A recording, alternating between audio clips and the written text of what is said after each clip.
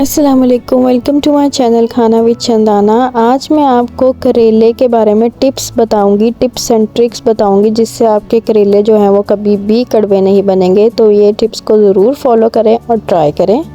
अगर आपको ये टिप्स पसंद आए तो सब्सक्राइब किए बगैर मत जाइएगा प्लीज़, और मेरे चैनल को विज़िट करें short to the point recipes देखने के लिए। तो चलें स्टार्ट करते हैं। बिस्मिल्लाहिर्रहमानिर्रहीम।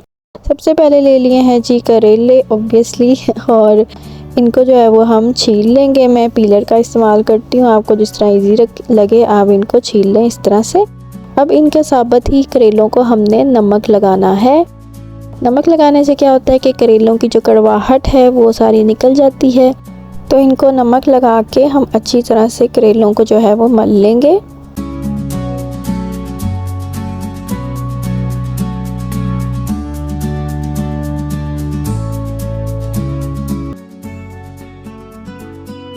अब इनको जो है वो स्ट्रेनर में डाल के मैं रख दूँगी। इनको हम धूप में भी रख सकते हैं। धूप में रखने से क्या होगा कि करेले का पानी निचड़ जाएगा सारा कड़वाहट वाला, तो धूप में भी रख सकते हैं। ये भी एक बड़ी अच्छी टिप है।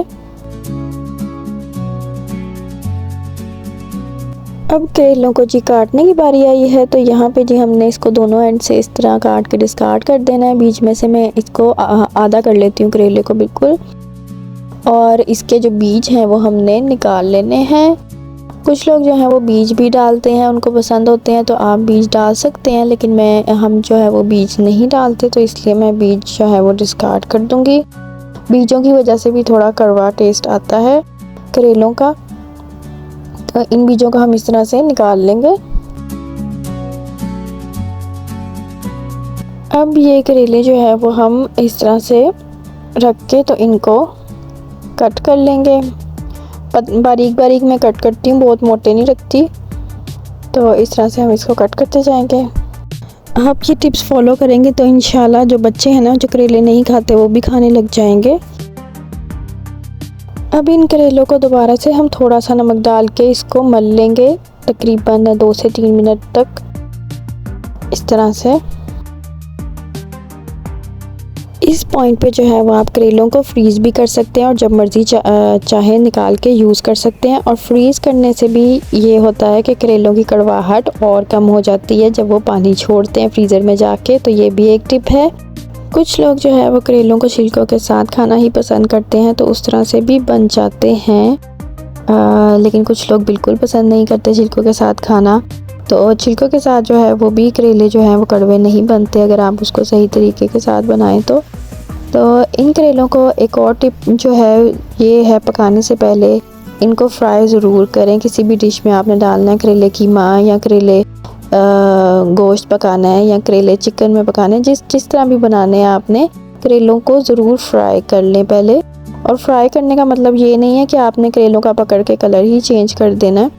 करेलों को जो है वो हल्का सा बस कम ऑयल में फ्राई करना है, और थोड़ा सा कलर चेंज हो जाना चाहिए। बहुत ज़्यादा ब्राउन और बहुत सुकड़े हुए करेले नहीं करने आपने। करेले जब आप किसी भी सालन में पकाएं तो उसमें अगर फिर भी आपके करेले जो हैं वो कड़वाहट दे रहे हैं, तो उसमें जो है उसको कड़वाहट ख़त्म करने के लिए एक और बड़ी मज़ेदार टिप ये है कि उसमें 1 या 2 टेबलस्पून के करीब आप दही ऐड कर दें। और दूसरा ये कि जो करेले आप कीमा बना रहे हैं, करेले गोश्त या करेले चिकन जो भी बना रहे हैं, उसमें प्याज की क्वांटिटी जो है वो थोड़ी ज़्यादा रखें। जो ऊपर से हम कच्चा प्याज ऐड करते हैं ना, उसकी क्वांटिटी थोड़ी ज़्यादा रख लें। और करेलों को जो आपने नमक लगा के पहले मल के रखा था, तो आप जब पकाते वक्त ये ध्यान रखिएगा कि नमक ऐड ना कीजिए, वरना आप ये कीजिएगा कि करेलों को वॉश करके फिर इस्तेमाल करें।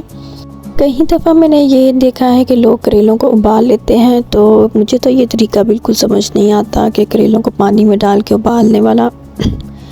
तो उससे जो है वो करेले बिल्कुल ना सौगी से हो जाएंगे आपके। तो आई होप कि आपको जो मैंने टिप्स एंड ट्रिक्स बताई हैं अपने एक्सपीरियंस के साथ, वो आपको ज़रूर पसंद आई होंगी। इनको ज़रूर फॉलो करें और मुझे बताइएगा कि आपके करेले कड़वे बने कि नहीं। इंशाल्लाह अगली वीडियो में मिलेंगे, तब तक के लिए अल्लाह हाफिज़।